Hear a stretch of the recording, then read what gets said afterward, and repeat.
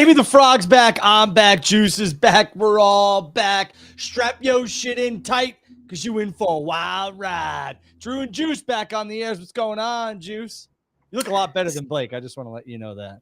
Thank you. I know it's been 3 weeks since I've been on the show, a week since the show even existed because the NFL rules everything. So the draft was absolutely taking over. And Blake Mitchell did a great job. Shout out to Blake. We love Blake. Blake's a great fill-in. Yeah. Love me some Blake Mitchell. He knows that. Yeah, I enjoy what I saw from those shows. That's for you, Blake. I'm glad he filled in. I'm glad you decided to continue the show without me. I'm just the back half of the show. It is Drew, and so you had to be here. So I'm glad that you were there, and I'm glad we're back. So a lot to talk about. You, I don't know, you went to a wrestling show, I guess, a couple of weekends ago, but we'll talk about that. And a lot of things have happened in the time that we've spoke, and even in the last week. So I'm sure we'll talk about all of that. And Drew, like I said, strap your shit in tight because you're in for a wild ride. Yeah, Blake Mitchmore, I want to give you a big shout out. Thank you for helping us those 3 weeks. You did a very, very good job. You're always welcome here. One of my closest friends. So shout out to Blake. Shout out. Oh, a little Starbucks. Wait, is that are you drinking coffee or is it just a mug? I'm drinking coffee. Oh, I love coffee at 7:54. Listen, I got 3 kids, a wife. I don't want to hear your bullshit about how I drink coffee. I'll drink coffee whenever the hell I want. Okay. All right, pal. Anything else you want to get me on? I didn't think so. You're just back in the saddle, so watch it. Okay. That's right. I'm happy to be back in the saddle. Back in the saddle, passed on an ultimate WrestleMania experience. We've all been there. I mean, days notice is not the best. Listen, and I'm not saying I blame you. I'm just saying it made it difficult, but I'm glad you went. Well, the checks have been signed. Drew and Junk are back. I want to start off by thanking the WWE, truthfully, for their hospitality during Las Vegas during WrestleMania weekend. Very, very accommodating. We had, some hiccups, but everything got worked out, and it was a very memorable and fun experience. I want to shout out the guys from Fandu Belts as well. Matt and some others. They're just great people, good dudes. Took care of me all weekend as well. So I want to thank them for that. I want to thank David Hero. I want to thank Damian Nelson and some other people who, although things went a little awry, it was still a good weekend. And again, I want to thank WWE. They did offer me a position that I ultimately passed on. So this will remain. But that was private information that I'm sharing now because I passed on it. But I want to thank them for giving me an opportunity and giving me a shot and believing in me and something I could do. So I appreciate it and help the company. But as of right now, I'm going to stick to what I believe in. And what I believe in is something we'll see further, hopefully down the road. But I just want to thank WWE. Down the road. How long is this road? When are we going to find out about when that stop sign goes? I don't know how long this road is going to be. I don't know if it'll ever come to fruition either. It probably won't. But I'm gonna, like I said, strap my shit in tight because I believe I'm in for a wild ride. So we'll see what happens. Maybe you were the initial third man for the Bischoff Hogan. Yeah, what was that? Like everyone was like, it's Vince, it's Conrad, and it turned out to be some like amateur wrestling dude, right? Real American Federation or something. I don't know. Yeah, they're doing like amateur wrestling, but they're trying to do it on TV and like make it a thing. And I will say that I will say that the Hulkster looks good with the black in the beard. It brings me back to my nostalgia days. So Blackbeard. Oh wait, when you watched what was that TV show called? Goldberg called it that. Who else called it back? Booker T, DDP, all called it Monday Night Nitro. Okay, we had 3 of the biggest WCW stars call it what it is. It was Monday Night Nitro. It wasn't what it was. That's not what the show was called. It's Monday Night Nitro. It just baffles me that it's literally easier to say the other one, and you guys are going out of your way to say. Seems like it's us guys, 3 main event players who wrestled in the company call it Monday Night Nitro. Therefore, henceforth, this day forward, it is Monday Night Nitro. Not some jabroni with a backwards Newport hat. They're just using, hey, don't call me out.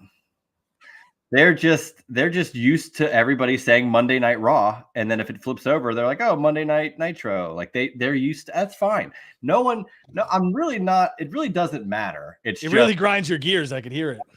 It's just crazy that it's extra work to say Monday Night Nitro, and it was all that. You're not wrong. You're not wrong. Thank you. All right, Juice. What do you got on the docket, my good man?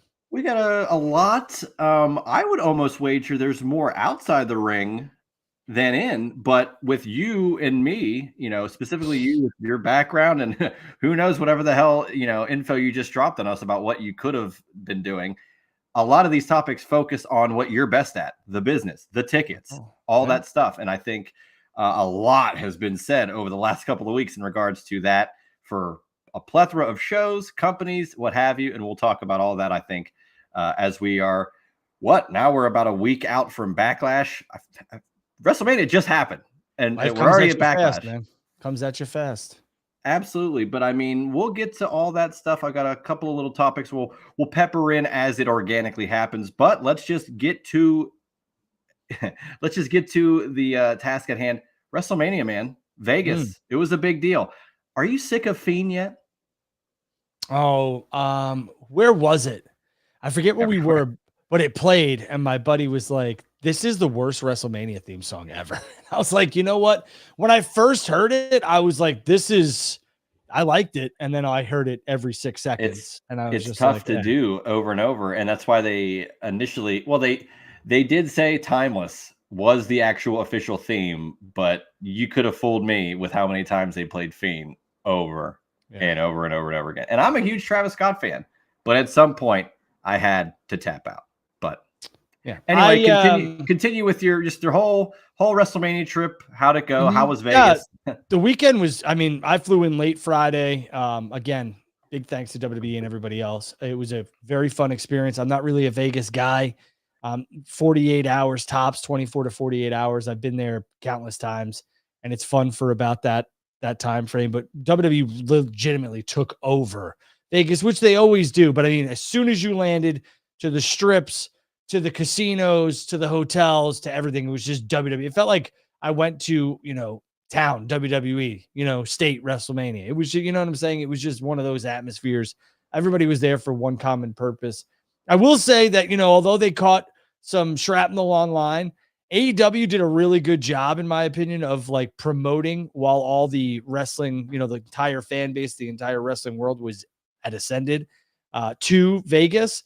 When we called an Uber, I think I took a screenshot of it. I might not have. We took an Uber somewhere, and on the Uber was a Dynamite ad. Like literally while we were calling the Uber, it was a Dynamite ad. I do. Here you go. So I don't know if you guys could see that, but connecting you with a driver, and then look, there's the AEW Dynamite. Love pro wrestling. Yeah, right. And if it was WWE, it would have said love sports entertainment. But AEW knows what they're doing. That type of stuff I thought was brilliant. Man, nobody does a spectacle like WWE, though. I will tell you that. You saw the stuff at the airports, I'm sure. Yeah. Right? Well, no, yeah, absolutely. We saw that. They were running ads nonstop. It was just a really fun time. There was some work to be done, which was good to get that done. I was happy to get it done. Again, shout out to their whole production team and crew. I thank you for the experience of sitting on the stage with one of my friends. And again, I would have liked to have done business, but at this point in time, I'm just going to stick to what I believe is right and what I believe is best for myself and my family going forward. But it was a very nice offer. But again, the WWE does spectacles like nobody's business. And it was an absolute spectacle from start to finish. The crowd was hot. I did enjoy Allegiant Stadium, and I will tell you why. It was very easy to get the hell out of. Don't get me wrong. There was mobs of people leaving, but it wasn't like you're in the middle of nowhere and you got to either wait for an Uber or you got to schedule private transportation. This was, I could get out. I do have to, walk in a giant line of people, but it was moving. And then everyone got to where they were going. It was a very nice flow to get out. To get in, night one was an absolute disaster, though. And I felt bad for all those people who bought those on location packages and were just sweltering outside in massive long lines. Oh, we'll talk about on location later on in this program, I'm I'm sure we would. But I How will. how hot was it? What was the weather like out there? I want to say it was like 75, 80s. It was nice. All sunny. Yes. Yeah. One thing I didn't do this trip was go to a pool. I did not go to any pool. Well, we can fix that at All In. Well, we'll be at All In. We'll be in Texas. Yeah. That'll be a good time. I'm looking forward to that Starcast and everything else that goes into it. But again, I forget about Starcast too. Yeah, WrestleMania was a very fun experience. I've been to, this might sound like a flex, Blake, but I've been to about, I don't know, 17, 18 of them. But this one felt different. It really did. This was like a spectacle. And I was told that I think WWE is absolutely going to go back, and they should. You know, New Orleans, Vegas, yeah, great spots for travel and tourism, and great spots for WrestleMania. Well, they know where the party's at. You know, if the town is already utilized for party atmosphere, bachelor parties, bachelorettes, big state, Super Bowl, all these different type of things, it is no wonder that, oh, let's just go back. Like, they make all their money. They're gonna, like you mentioned, with like, you go to a town for WrestleMania and it feels like, or you were in Vegas and it felt like the whole town was WWE. That's how I feel anytime I've gone. They just know how to hit every corner of a city. This was and you're right, but this was different because, you know, when you landed like Philadelphia, the airport's got some WrestleMania stuff. The downtown banners have the wrestlers, like, you know, the photographs and everything. But I'm telling you, the entire strip, every hotel, from the airport to the Ubers, everything was just wrestling. It felt like Wrestling World. It really did. Well, they did have WWE World. Right. Which I did not attend. Damn. You missed out on all the great figure reveals. I did. Yeah, I did get into WrestleCon courtesy of Fandu and David Hero, which was nice to walk around, say hi to everybody. And it was a good time. It was good to see a lot of the boys and girls. But again, you know, Vegas was just wrestling. It was just straight up wrestling. Everybody was there for one common cause, and it was just in your face all the time. That's so cool, though, especially considering Vegas has been cornered by AEW for the last few years with Double or Nothing, you know, and WWE gets there and they just do everything they can to maximize. I mean, the Fountain Blue or whatever, they had how many damn shows there, and they just they take it over for the week. It's not even 2 days, it's 3, 4, or 5. It's a whole damn week. I did feel bad for the people staying at the Fountain Blue. I was offered and chose not to. Because it was literally like everybody, all the stars were there, like the talent was there, and all the fans knew it, and it was just a mob scene. I stayed away from that hotel, and I do like their casino because it's brand new, but I stayed away and I played, you know, blackjack and some other casino games at a different hotel because it was a mob scene, dude. Well, I must ask, are you in the red or the black? We're in the green. We had a good time in Vegas. I actually took some chips home with me. This was not planned, but I have them here because I gave them to my kids. They're dollar chips, but there they are. Some dollar chips from the Luxor. There you go. So there you go. Looking forward to the paycheck I get for doing Drew and Juice, but paid $3 whole $3. But I do want to go back to Vegas for another wrestling event. Yeah, I know WrestleMania or whatever. It's a good location. I can see why WWE, which I spoke on, wants to go back there within the next 3 to 5 years. It's a very smart move for them, especially if Vegas is going to give them a giant bid. So do you think? I mean, does that like after you've done this whole experience there and seeing how it all went, and the fact that it seems like they might go back within the next 5 years? Does that kind of change your opinion on where the next few Manias are going to be? Because now it's like, well, they might just go back to Vegas, or they might just go back to New Orleans. Like, because New Orleans the last time was 30 and 34. That's a quick turnaround. And how you said about Vegas, that could happen the same way.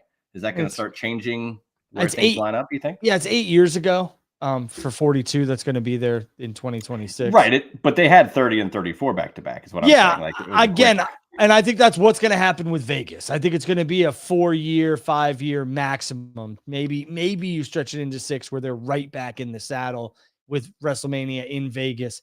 Does it change where I think the next ones are going to be? No, I think WrestleMania is going to be in New Orleans, obviously. I think Nashville is going to get it.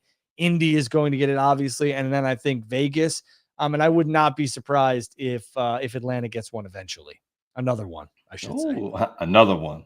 I know they did not really love the Georgia Dome, but they That have was Mercedes. 27. That was a while ago.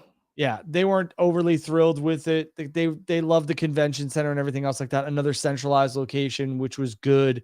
But I do believe that with Mercedes-Benz Stadium, I think Georgia will probably try and get a Mania in there, and rightfully so. But I think we're headed New Orleans, Nashville, Indy, Vegas, and man,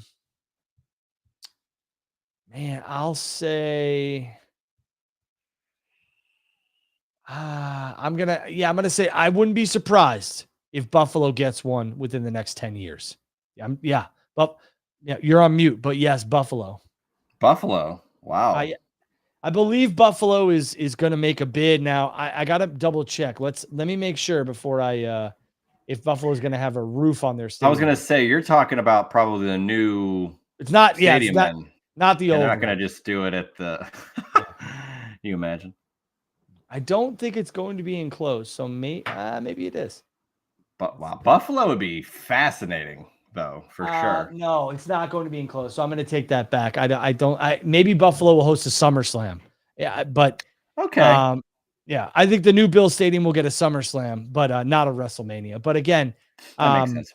LA, that type of stuff. So we'll see. Yeah, well, and they were just there. But again, if it does so well, especially now since COVID, they've had these WrestleManias that have been like, all right, we're doing real well. And now we're like, the business is getting so hot.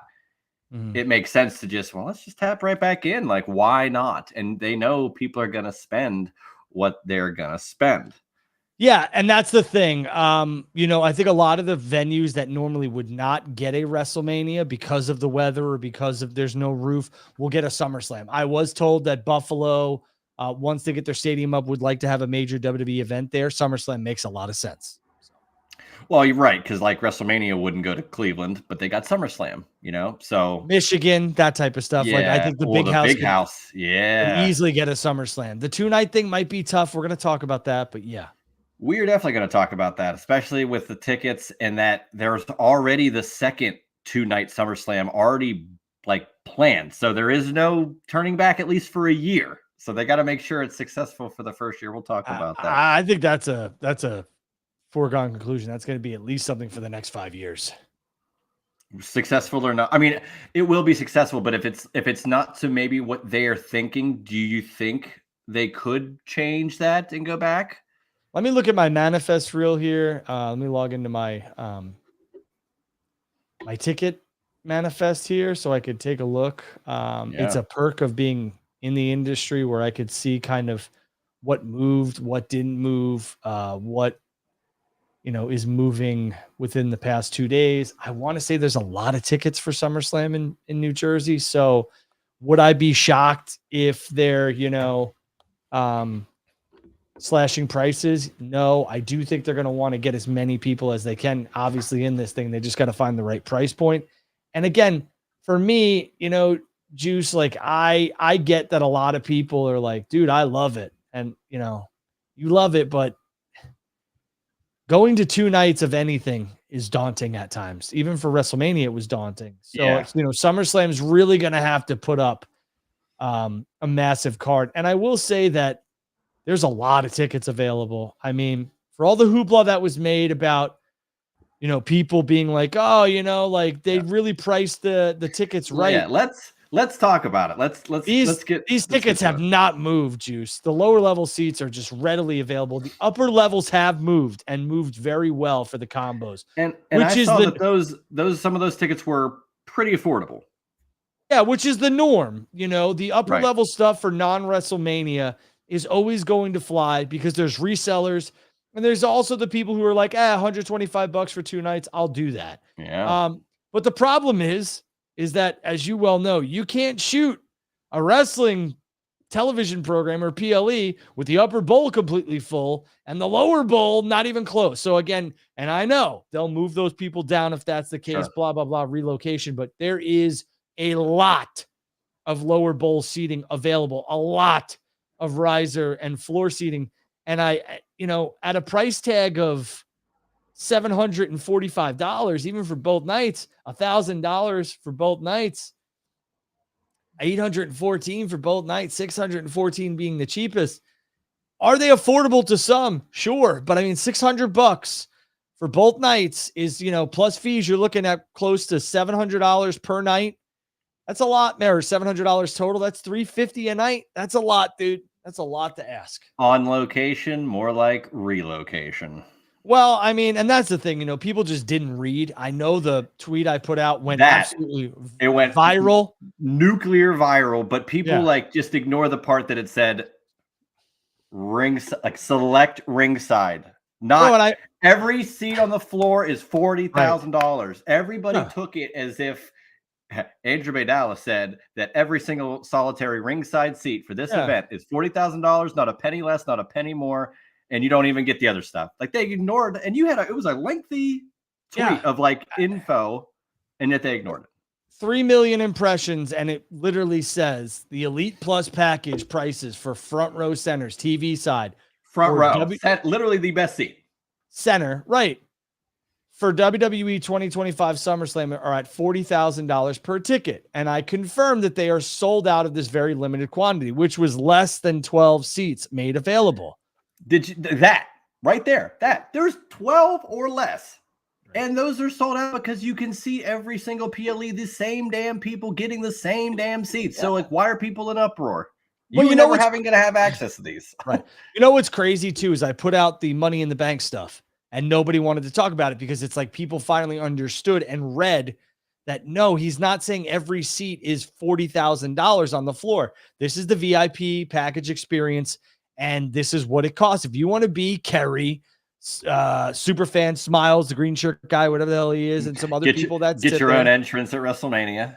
You got to spend $35,000 a show. Yeah. So I'm going to say this to everybody who gets mad. I get it, but work harder, make some more dollar bucks, and then you can go. For me, am I spending $75,000 on 2 shows? No, I go buy myself a vehicle. A car. You can put a down payment on a house. $75,000. Listen, who am I to tell people how to spend their money? It's not even that. It's people are acting like, again, they didn't read and they're acting like 40,000. Oh, I can't afford that. Meanwhile, if they looked at the actual seats, even so, they might not want to try and afford, like you just said, almost $1,000 for 2 nights. That's just to go. That's not airfare. That's not any travel or anything. Dude, what's funny? Like I was watching people and they were like, yo, $4,000 for WWE SummerSlam seats. Ain't that bad. Ain't that bad? You got $4,200 to blow to sit in row 7? For what? Go sit at home. $4,700 to go sit in row 7? For SummerSlam. If I was your financial advisor, I'd smack you in the face, Mitchell. I'd smack you in the face. Stupid. And that's a line from a movie if you don't understand the Mitchell reference. But I mean, like, you got to be smarter than that, guys. Like, if you got the money, go for it. Absolutely. If you got the money, go for it. But do I have $4,000 to spend on a SummerSlam ticket? Yes, I do. Will I? No, I will not. No, I will not.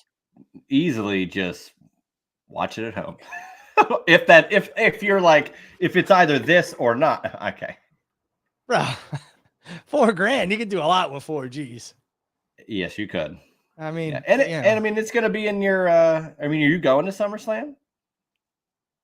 If they ask, sure. Well, come on.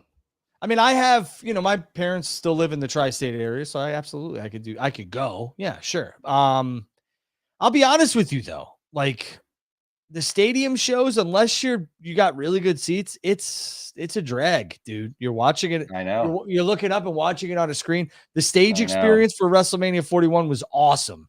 Like that was awesome. Yeah. And I'm really appreciative of that. But I don't know what I could do besides sitting, within the first 3 rows that would make me want to go to this thing. I've been to MetLife for 2 different WrestleManias and numerous Jet games. I don't need to see the stadium again. Yeah, you've been there and done that. I mean, yeah. Anytime I've gone to Mania, I have really tried to do 100 level, and I think that's like where I feel I can still see a good amount and feel that WrestleMania experience because I'm close. I feel like I would be in, if where I sit, I try to make it the perspective of if I were in a domed 20,000 seat arena, right? It's where I am, is a good seat in that type of thing. If you start sitting up in these higher level seats, it's pointless. Dude. And it's quickly, as soon as you sit in that seat, you realize this was a huge mistake. So I've been blessed with, opportunities and gifts and everything else to where, contacts where I sit in really good seats, and I'm very thankful for that. But I will tell you, I have friends who would go to Jet games, and we had really good seats, and some of my buddies were in the upper level, and I'd go up and say hi or whatever at halftime or something. Those seats at MetLife Stadium, you could literally touch the clouds up there. I'm not even shitting you. I mean, you got up there and you're like, whoa, this is high, brother. And I've been in the upper bowls for some visiting stadiums, I've been to Pittsburgh. Those upper levels, not that bad. MetLife Stadium is high. Yeah. And there's going to be pillars at MetLife Stadium for SummerSlam. Just let you know. Love that. Love the pillars. Hopefully they don't have the same light fixtures that blinded everybody at Mania 35. Hey, they won't. They've done WrestleMania 40 had the canopy things where you could see through them. They're going to do that again. And if I recall, because I was looking back through some of my tweets, I just searched, I think SummerSlam or something. It looked like a 5 o'clock start time or like an earlier start time for each night. So I don't know if that could be pre-show. It could easily be 7. But I had seen that it could be a little bit earlier. Go ahead and check. You have all. I don't think they have a date yet. I don't think they have a time, a time of when. I know doors. Let's see. Let me check the manifest. Yeah, I'm not exactly sure.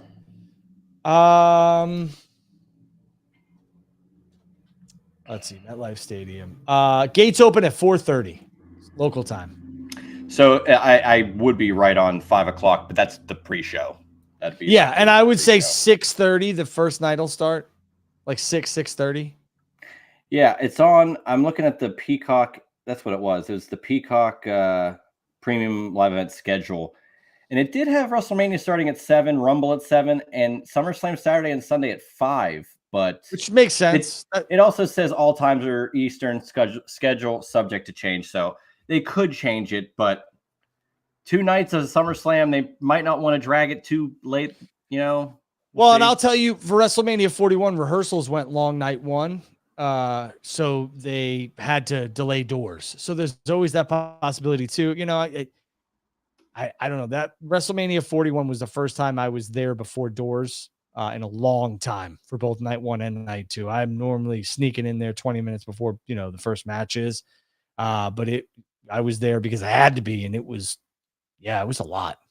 And people love to get in there early, man. They go to the merch stands. They want to be the first people at the merch stands, all that stuff. So they love that. They love that shit. Just as a wrestling standpoint, let's kind of pivot there. Sure. What do you think SummerSlam could have? What do you think could anchor a night or two? Because for WrestleMania, it's pretty easy. You could put any main event on either night, and it's going to sell. This is the first time we get 2 nights of non-WrestleMania. What do you think they got up their sleeve outside of John Cena? So I am going to say that this match could either happen at Money in the Bank or at SummerSlam, because I think it'll be Money in the Bank. I know exactly what you're going to say. Because I believe that this is a match where it's a good match. It's 2 celebrity involvements. I know Los Angeles could be the time and the place because it's LA, but this is something where I'm like, this should be a main event match and it doesn't need to be on WrestleMania. And it also will keep the championship on John if they choose to go this route. And my match would be John and Travis Scott taking on Bad Bunny and Cody. And I think that will happen at either SummerSlam or Money in the Bank. I am going to say SummerSlam, but I wouldn't be shocked if it's Inglewood, California for Money in the Bank. I would prefer Money in the Bank purely because I think if you're going to SummerSlam, you want to see Cena defend the title. Dude, that's going to be publicity wise. And I know a lot of wrestling fans will be like, I know it will be that. Like, John's got to defend the title like you're saying, but I'm telling you, that'll be box office. I know it's box office. Again, I'm a huge Travis Scott fan. And I became a huge Bad Bunny fan a little bit as he kind of ascended, and then all of a sudden he goes into WWE, and I'm like, wow, this is perfect. Everything's lining up. What if But, I told you though, like, what if I told you that match is one of the main events, and you got Braun Breaker fighting for the World Heavyweight Championship and another one, and Braun ends up winning it, and let's throw another match out there. Let's go CM Punk and Rollins, or no, CM Punk and Roman, those two in a singles match. I mean, that's a big money match.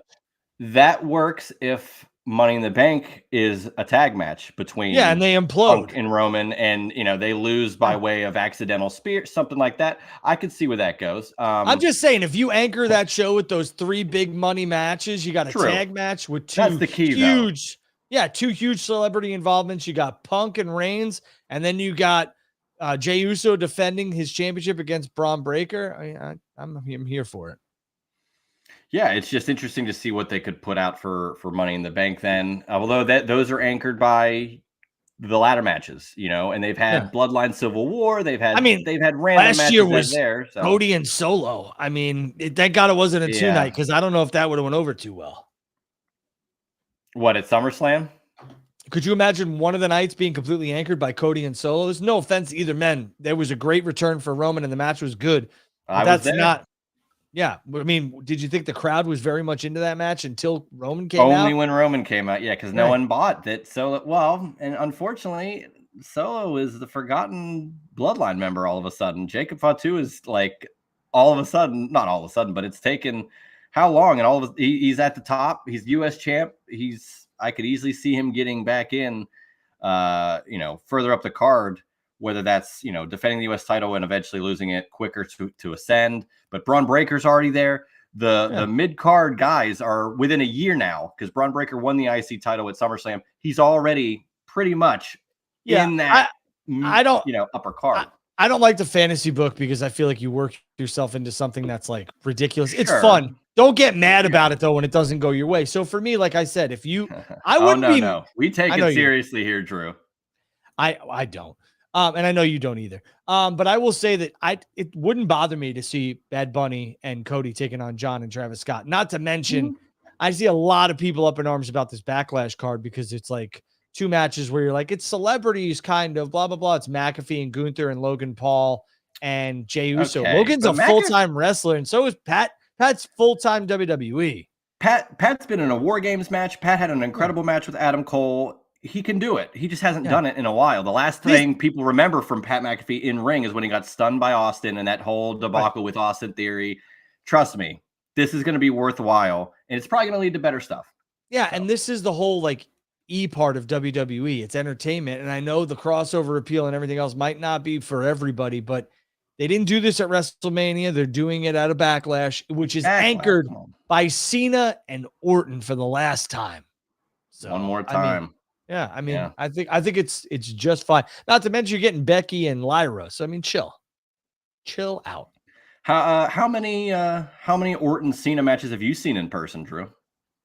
Holy shit. Why do you have the list of how many times they fought? I could probably do that better. I could look it up. I was just going to go off of what I recall. I saw them at Royal Rumble 2014. They went one-on-one. I was there for that. Pittsburgh. Wait, where was that? Pittsburgh. That was 2014. Punk. That was the Batista win. Yeah, booing Rey Mysterio because he wasn't. Go ahead. Yep, go ahead. And then Bragging Rights 2009 60-minute Iron Man match, also in Pittsburgh. Was not at that one. And I think that's the only ones I've seen, because Cena's been more of a part-time guy, and they haven't really crossed paths since probably that Rumble match in 2014. I don't think they've really had a one-on-one since then of any substance, because their heyday was 2007 through probably 2010. Cena is 13-7-1 against Orton. So I mean, a lot of matches. Yeah, and a lot of those are. I just love when they were 2v20 on Raw, and I don't know half the stuff. The 2004 Rumble I was at. I guess that doesn't count. That doesn't count though. No. Target Center Minneapolis in 2005 was not there for that. I was still living I could think of what No Mercy 2007. I thought they wrestled WrestleMania 24. They're in that triple threat. I don't know this stuff. I don't know this type of shit. I got to look it up. No. This is why he's Ticket Drew and not Wrestling Drew. Yeah, I don't remember where these people wrestled, honestly. You are right about the 60-minute Iron Man match, though. Oh yeah, I mean, you're spot on with that. So it's interesting though, arguably because the greatest Iron Man match I've ever seen, because it went 6-5, not 1-0. 6-5. Oh yeah, well, the WrestleMania 12 Iron Man match was better. Way better. All right, what else you got? Well, we talked about SummerSlam a little bit. I did want to talk a little bit more about the shows coming in, whatever. Money in the Bank, Worlds Collide, same day in LA. And I would be remiss if I didn't talk about the most insane news of WrestleMania weekend. Oh, by the way, WWE acquired AAA out of thin air 4 days after AEW says we're doing Grand Slam Mexico, and WWE says hold our cerveza. What do you think? I think WWE is in full acquisition mode, and I feel like they're going to continue to partner with people who are states, the United States based, because I think it'll help them. I don't know. I'm not going to get into the legal things of this and that nature and all this other stuff. I think the AAA acquisition is smart. It gives them an influx of talent that they don't currently have, which is huge. For me, like if you're going to sit back and say that this isn't something that is a direct shot at AEW, it is. And I understand that they don't operate with like, let's see how we could screw these guys. If they look at it and it's a good business opportunity, they're going to take it. But this one seems a little personal. So it was just right. It was, again, 4 days. And you would have, it comes off personal to me because that gets announced for Wednesday. They announced it for AEW. That's going to be great. That weekend, though, is just supposed to be for WrestleMania, right? Now, they already take over the weekend, but the last thing you're thinking you're going to see is on the pre-show of WrestleMania, the acquisition of a major wrestling company. They kind of just brought it out of thin air during their biggest weekend, which you would assume they're just going to want to promote WrestleMania to death. So that made it seem like we are really showing you, not only is this our weekend, this is our business. So right. And that's the thing for me. It's like, and then they're like, let's go head to head with Double or Nothing. And don't get me wrong. I mean, we'll talk about that too. Saturday night's main event, May 24th. Right. I mean, it's just crazy to me. Just crazy. But it is what it is. Yeah. So Saturday night's main event, May 24th, and then Double or Nothing is the next day. I love these back-to-back Battlegrounds head-to-head with them. Battlegrounds going directly there. But they've promoted Cena for the Saturday night's main event. As a fan, I love this. This is amazing. We're going to get just packed in wrestling, Memorial Day weekend. But I mean, if you're AEW, you got to be like, God damn it. Like, we just had Double or Nothing in Vegas. They bring WrestleMania to Vegas. All right, let's pivot. Let's go to Arizona.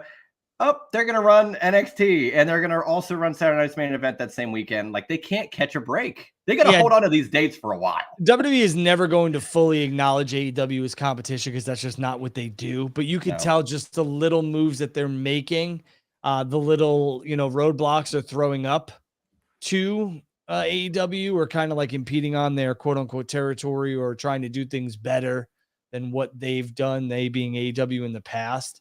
You could tell that it bothers them that they're in their market share. And I get it. Trust me, I get it. You don't want anybody taking nickels and dimes from you. You want to be Scrooge McDuck swimming in those coins. I get it. But I think you need to learn to kind of try and play a little bit nicer because it's very, very obvious right now with the counter programming, in my opinion. You mean play nicer from whose end? I just think you don't. There's so much. I understand what they're doing. I get the business aspect of it. You're saying WWE. Yeah.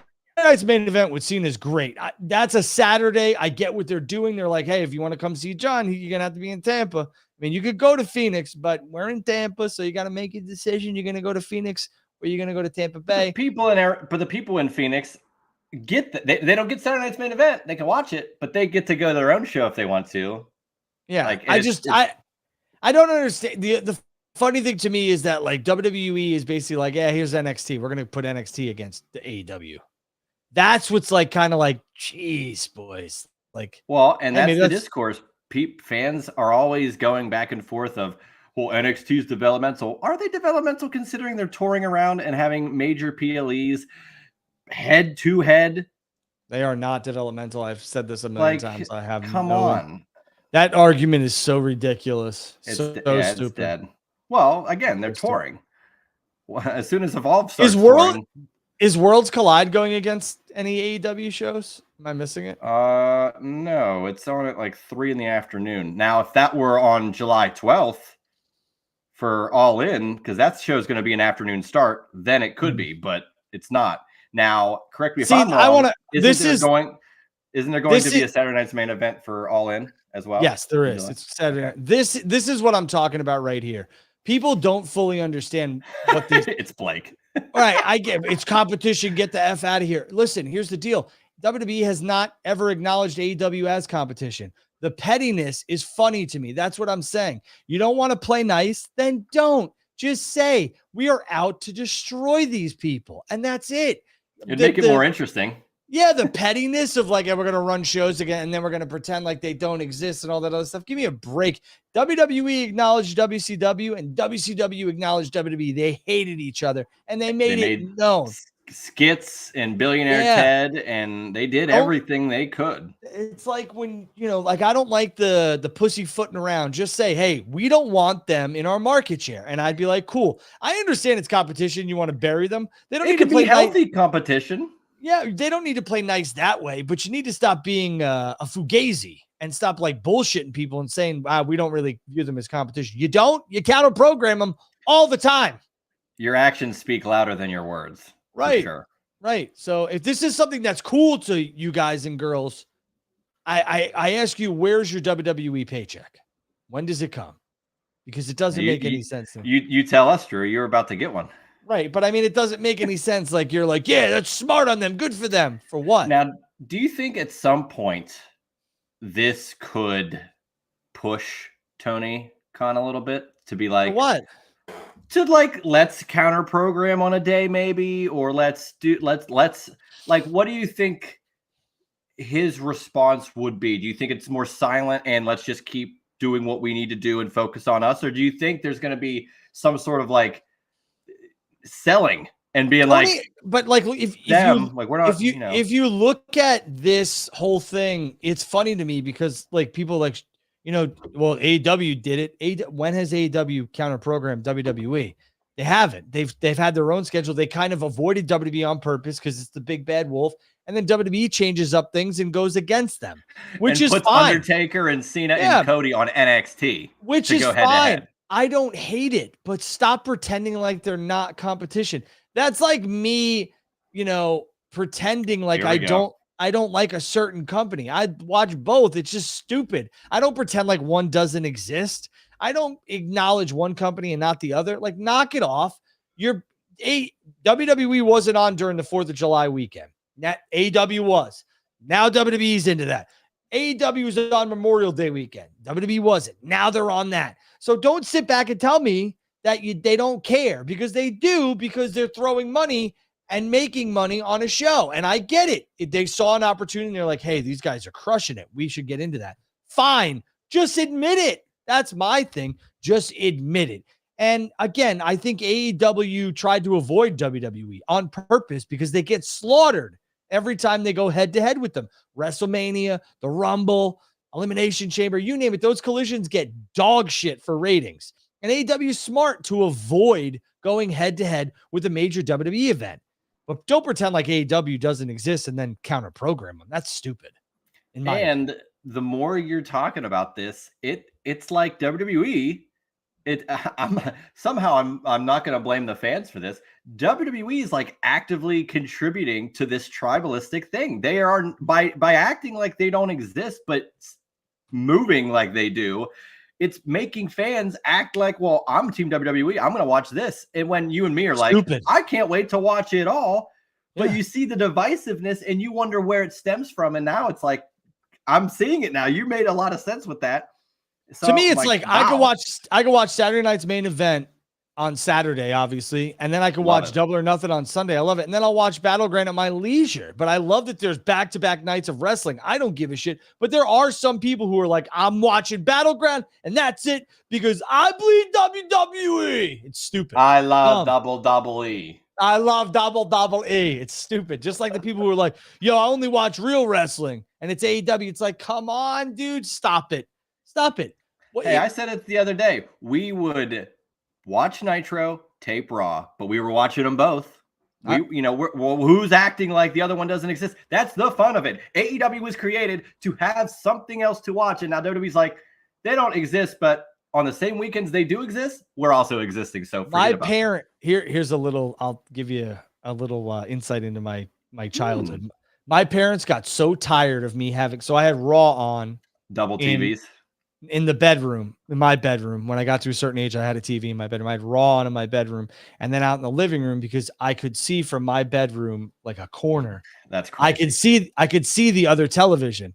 So I'd have Raw on here and I'd have Nitro on the other television. My parents got so sick of me like having to have that television on Mondays that my dad bought a splitter, got 2 TVs and put them downstairs, and I had Nitro and Raw side by side. That's how it was. You were the OG simulcast. I would watch them both. That was, I want to say that was like 98, 99, 95. Not a bad time. 95 through 97 was just one TV. There was no doubles. Fair. But then we moved on up to the east side, deluxe apartment. It's the Jeffersons. I'm showing my age there, but go ahead. I knew that. I know the Jeffersons. I got a lot of those older shows from Nick at Night because they would air them. So that's where Nick at Night. That's also dating me, because I don't know how much they. I don't know if that's in existence anymore. That's where I got to see the Wonder Years for the first time, which is an amazing show. There you go. There you go. Yeah. So we talked a little Saturday night's main event, Double or Nothing, Money in the Bank, Worlds Collide. Yeah, I don't think Worlds Collide is against anything because it's going to be earlier in the day. Which again, it's like, wow, I hope you don't have anything better to do on June 7th because you're just going to watch WWE all day. Like is that a holiday weekend? No. Memorial Day is what, 2 weeks before that, and nothing else has happened. It's the first weekend of June. They don't care. I've watched the Jeffersons, Blake. You fucking idiot. I'm trying to think like when. So Money in the Bank's just a random Saturday. June 7th. Yep. Interesting. Okay. Yep. Because we're assuming that look, you might be on the you were on the road to the payroll, but we're assuming that Evolution 2 could happen in July. That's happening. So that's the July slot where that that's not going to be July 12th. Or is it 4th of July weekend? You're like, hey, you know what? I don't know. July 12th is going to be Saturday night's main event. Now, again, the rumblings are that Saturday night's main event is going to be branded as XL. I also think the reason they're doing it is it's the 40th episode of Saturday Night. Oh my God, of course it's going to be one where they have never Clash of the Champions always had numbers. Saturday Night's Main Event never has numbers, and the first time they put a number on it, it just so happens to go against AEW's version of WrestleMania for the first time in the United States. Gee, but they don't exist. That's insane, Drew. So what I will say is this is the reason why you should watch this show is because I will give these little nuggets of information that I believe or I've been told, or I'm not going to post everything on Twitter because I just don't want to deal with the Muppets. But what I will say is that Saturday Night's Main Event from that date on July 12th, which will go head to head with All In at a certain point, because I believe All In will probably finish around the 8 o'clock time frame, 8:30 Eastern time, because it'll be 2 p.m. Central. Right. So you've got to figure there'll probably be 5 hours, maybe. So maybe they'll finish up right before Saturday Night's Main Event, which would be brilliant. Brilliant. So no overruns, Tony. Let's make this quick to make sure no one wants to go and switch. But again, I think it's going to, and it's pretty much, I don't want to say it's a foregone conclusion, but Saturday Night's Main Event is going to be branded as XL, and it's going to have some massive matches on it from what they're talking about. And again, I think it could take place in Dallas. We going? Or a surrounding area.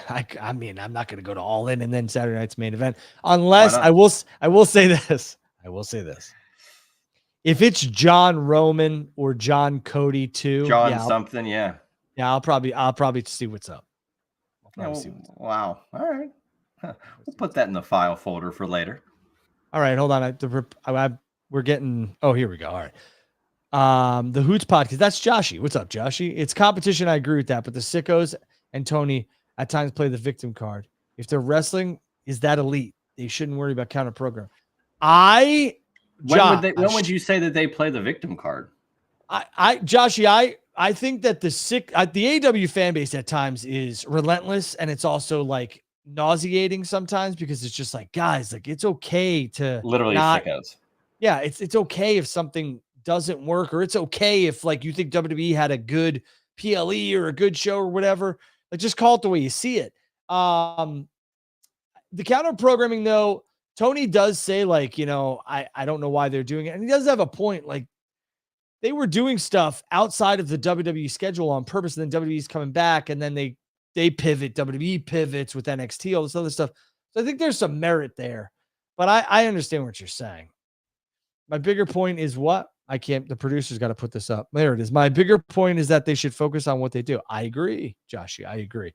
Vince McMahon, for all the shit that he got, did not adhere or care what the competition was doing. That he might have changed a little bit with the Attitude Era because he saw that the NWO was working, but he didn't like full on go copycat mode, Yeah, not full on, but it was a war, and WCW was just as guilty.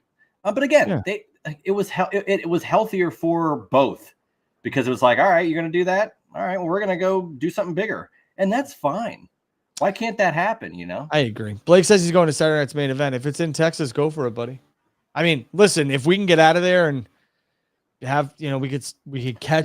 If it's a big match, I don't know. We'll see. Well, here's the thing: you act like the main event would be first. Now, I know Saturday night's main events sometimes have a big match first, but if it's a Cena defending against, insert whoever, that'll likely go on last. So we probably could get into the building.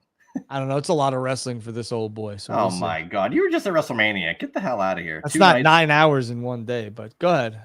We'll see. Listen, I will say if it's like Cena Punk, Cena Cody, Cena Punk, yeah. we got it. You got to go to that.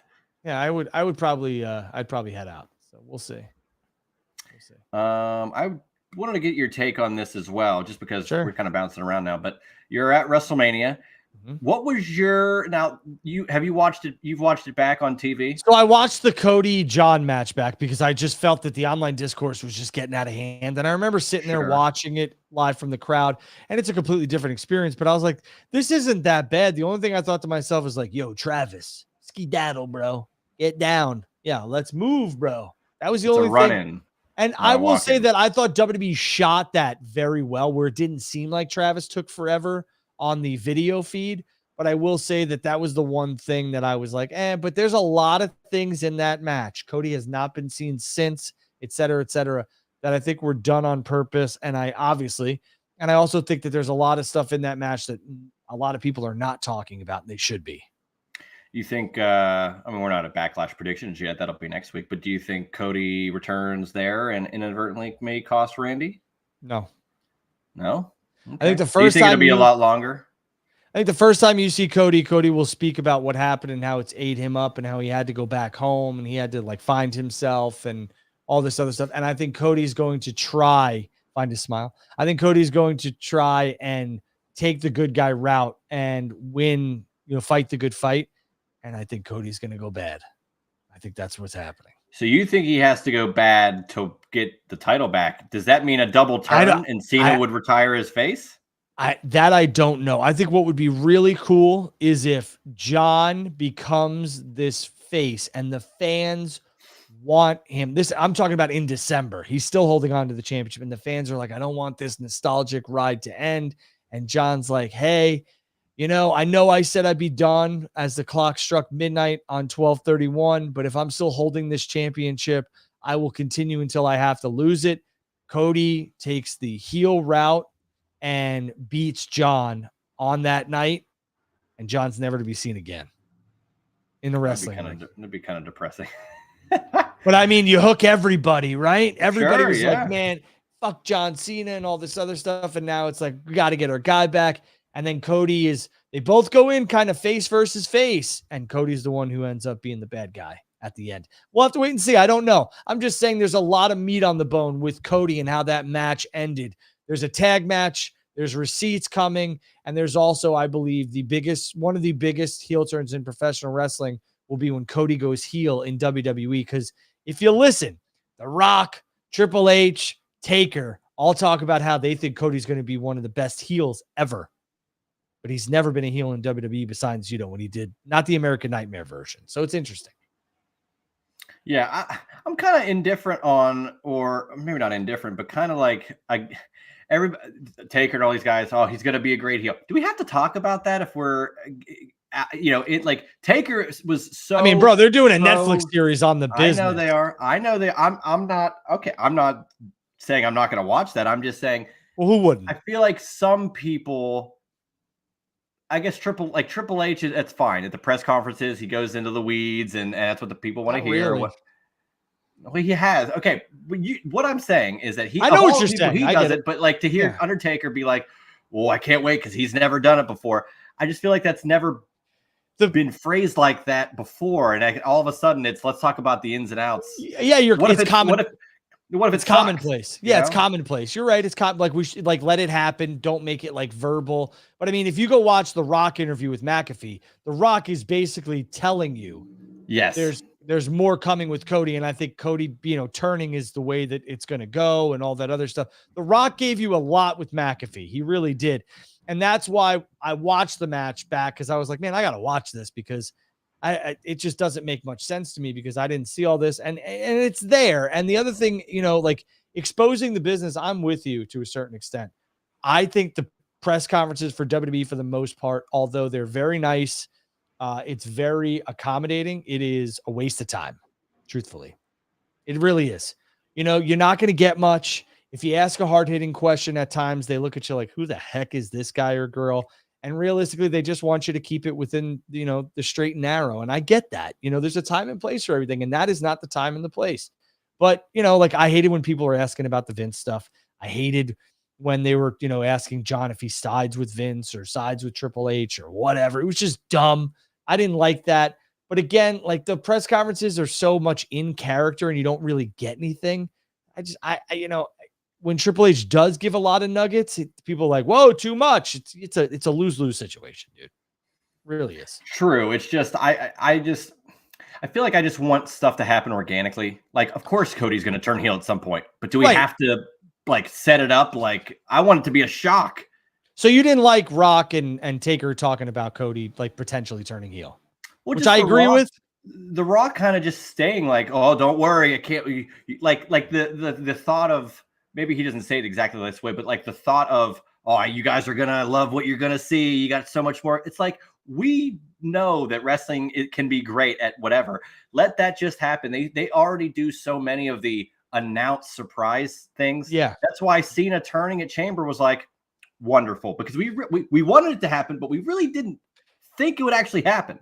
Yeah, and we didn't understand Rock's involvement, and then we saw it. Then we didn't understand Travis Scott involvement. Then we saw it. It was very masterfully done. Nobody saw Cena's turn coming. And from what we got from The Rock, that wasn't what was supposed to happen.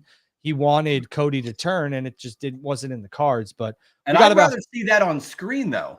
I'd rather Rock be like, I agree. I wanted you to be. I wanted you to be the guy. Why? Like that. Let that play out. Yeah, let that play out in front of the audience. We got about 3 minutes. So what else do you want to talk about here? I agree, but we should let that stuff play out in front of the audience. I'm with you. Wow, 3 minutes left. Let's rapid fire. Do you think Joe Hendry got buried? Fuck no. Thank you. That's the dumbest thing I've ever heard. I hate to curse, but that's so dumb. It's okay. Everybody was ripping it, shitting on it, and I'm like, they don't know their elbow from their asshole. Then TNA's world champion just got a big match on WrestleMania for the first time with Randy Orton, with the guy who's going to challenge John Cena the next show for the world title, but buried. That's dangerous alliance 2.0. Even if they don't add anybody else, do you like the pairing of Braun and Seth with Paul? I love it. We hinted at it. I did. I said there could be an alliance coming and everything else like that. I think it was the right call. A lot of people, not only myself, saw Seth and Paul aligning. I think it was the right way to go. WWE was smart to capitalize on that. What did you think? I thought it was wonderfully done. It was kind of out of nowhere where he's got the Solo Sikoa role. He's wearing a hoodie. He's coming out. He's attacking Roman, and man, Braun Breaker to go from NXT. Then he was with Baron Corbin at NXT. IC champion at SummerSlam last year. By the end of this year, he very well could be at least having a world title opportunity, if not world champion, which I love it because I was a huge fan of the Steiners, and to see the next generation of that is it's wonderful. I think Braun will be a champion by SummerSlam. I could be dead wrong, but I think that's where we're headed. And I agree with you. I think Braun, I think he's got a rocket. I love what they're doing. Seth needed some new paint, and he's got it. 2 more things. We Sure. talked about the SummerSlam tickets. Did you see? I'm sure, as if you didn't see it, but this is rhetorical. It's how we do the show. AEW kind of presented that they can have an affordable ticket range and saying that like you can get these seats. And of course, it's not going to be directly compared with WWE because the same type of seats are going to be hundreds of dollars and not maybe 20. But I like that they are promoting, hey, you can afford this. We're making it available. That is a very smart play by AEW. When you could become the blue collar, the hardworking man or woman's company, that is a smart play. If I'm AEW, truthfully, I don't want to give away too much because I think this is part of the reason why I'm valuable to some companies in terms of what I could bring. I would put out like, if you're in a 5,000 seat building, I'd put out $5 tickets. You could promote, hey, we have $5 tickets because it's not a lie. It's great marketing. We got $5 tickets. Get them while they're hot. People be like, $5 tickets. And then they go in there, they're all gone. And people will be like, it's a mud show. It's not a mud show, dude. This is professional wrestling. You need an ass every 18 inches. WWE's white hot. AEW should be the working man's company and woman's company. That's what I would do. The affordable company. And speaking of women, that's exactly what I wanted to close out with. The IC title getting a lot of talk now. Becky, and all that stuff. Hold on a second. Hold on. Go ahead.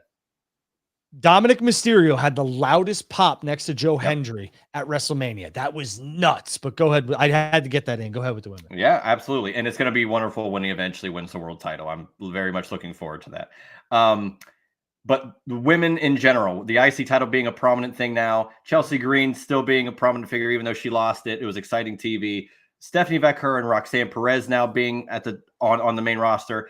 And don't get me started with the NXT of it all. Women are at the top, and we talked about Evolution 2 potentially happening. It's going to be such a successful venture this for the second run. How many do you think it's feasible that the show Evolution 2, whatever they phrase it as, will be anchored with almost complete current wrestlers and not have to just hinge on a Trish and not to say they can't wrestle there, but it seemed like, well, let's try to pull it whatever we can to make this first show big. But now it's so loaded. The whole damn card could be current. I think it'll be less involvement of the quote unquote legends and more involvement of your current crop of superstars, where I agree with you wholeheartedly. I do think that Trish, Nikki Bella, those type of people will be involved, but it'll be very minimal at best, and they don't need it. And I think you're right. The influx of NXT talent was very, very good to see on WWE Raw. And I think that that was the whole purpose of it, was to start to get fans familiarized with other women from NXT so that when they do this evolution, they're kind of like, I know who that is. So great question. Yeah. Great question. Great statement with that one. That's a good one to close on. Yeah, perfect. Awesome. Juice, I know it was quick. I have some previous obligations. I love doing this show with you. Why don't you tell everybody they can like, subscribe, and follow you?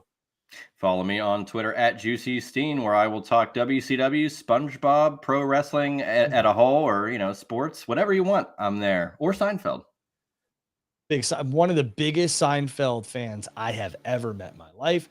I'm at Andrew Baydala. I will not talk about SpongeBob or Seinfeld or anything else like that. I'm going to talk about sports and professional wrestling. I'm going to tell you how you should love your family and love your kids. Speaking of that, enjoy, everybody. God bless. Juice, thank you very much. We'll catch you guys and girls next week. See ya.